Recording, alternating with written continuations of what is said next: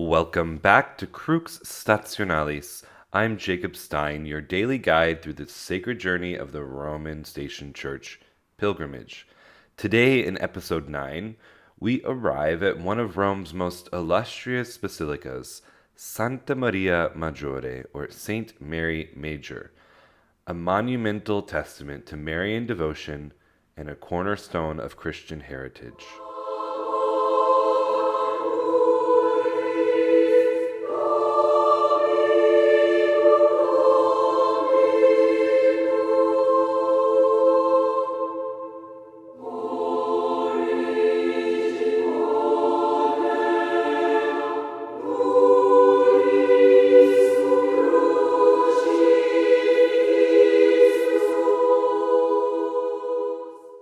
Santa Maria Maggiore stands as a beacon of faith and artistry. As one of the four major papal basilicas, it holds a unique place in the heart of Rome and in the history of the Church. The origins of Santa Maria Maggiore trace back to the 5th century. According to tradition, the basilica was founded following a miraculous event known as the Miracle of the Snow.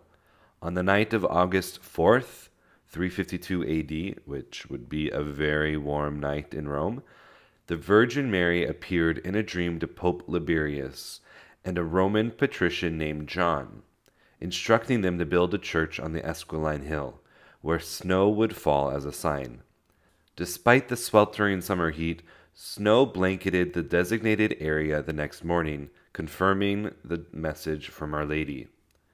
This miraculous event is commemorated annually on August 5th with a special celebration. We have roses drop from the oculus of the Pantheon, but also in St. Mary Major, white petals are released from the roof, from the ceiling above the high altar, and the petals fall onto the Confessio of St. Mary Major, symbolizing the snowfall.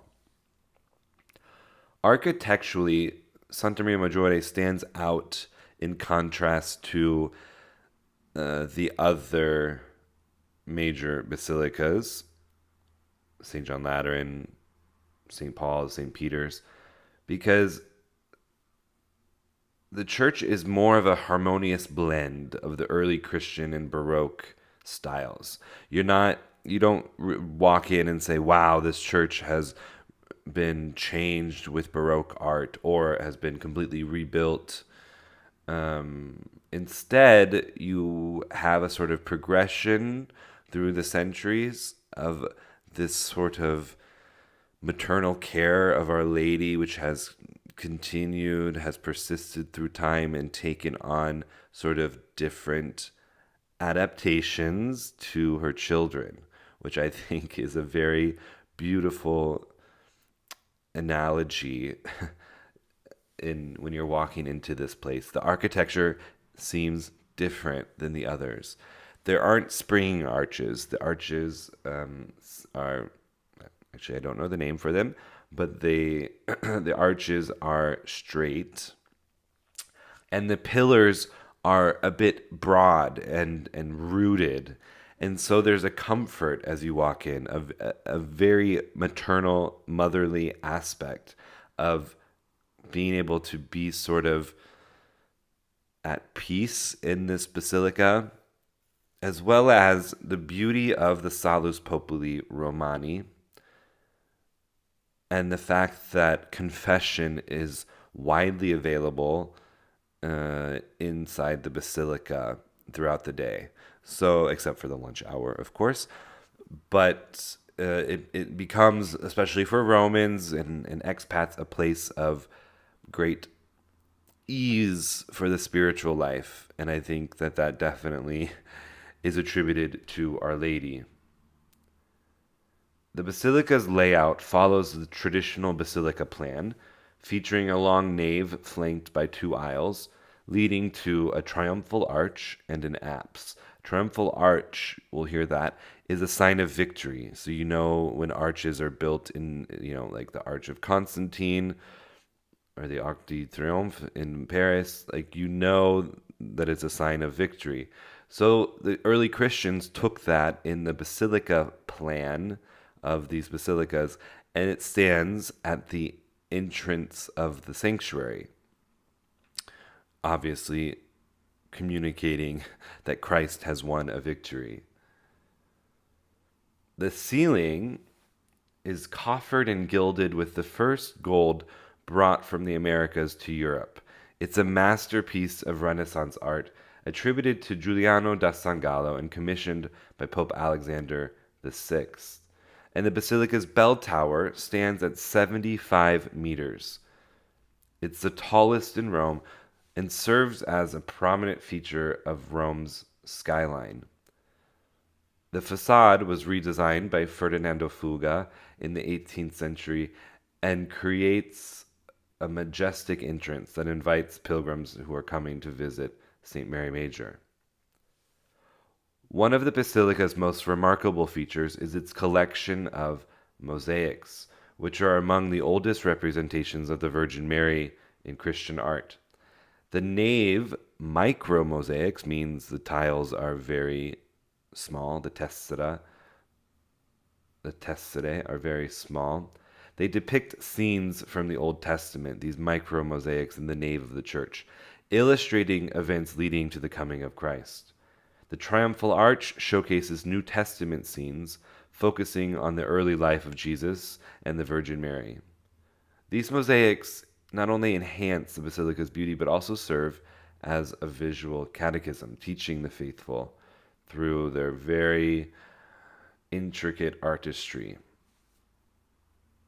Central to Santa Maria Maggiore's spiritual significance is the venerated icon of the Salus Populi Romani, meaning health or salvation of the Roman people.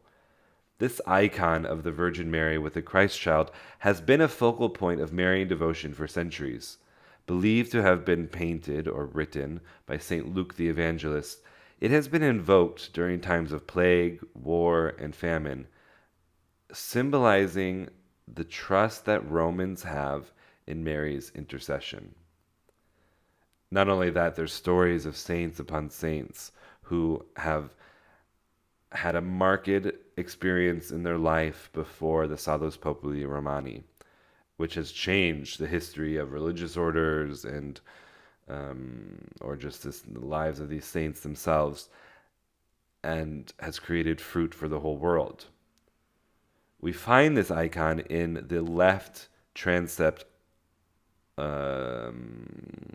chapel, the Pauline chapel. There's Mass there 8 or 9 or 10 times a day, and the rosary is prayed. And now, in recent time, they've restored or they've automatized the door for the closing of the icon. So in the morning, if you're there early in the morning, right at 7, they open the doors to view the icon. If you're there after the last Mass of the day, that you can witness the closing of the doors. So it gives a sort of special devotion each day to Salus Populi Romani. As part of the Lenten Station Church pilgrimage, Santa Maria Maggiore holds a special place.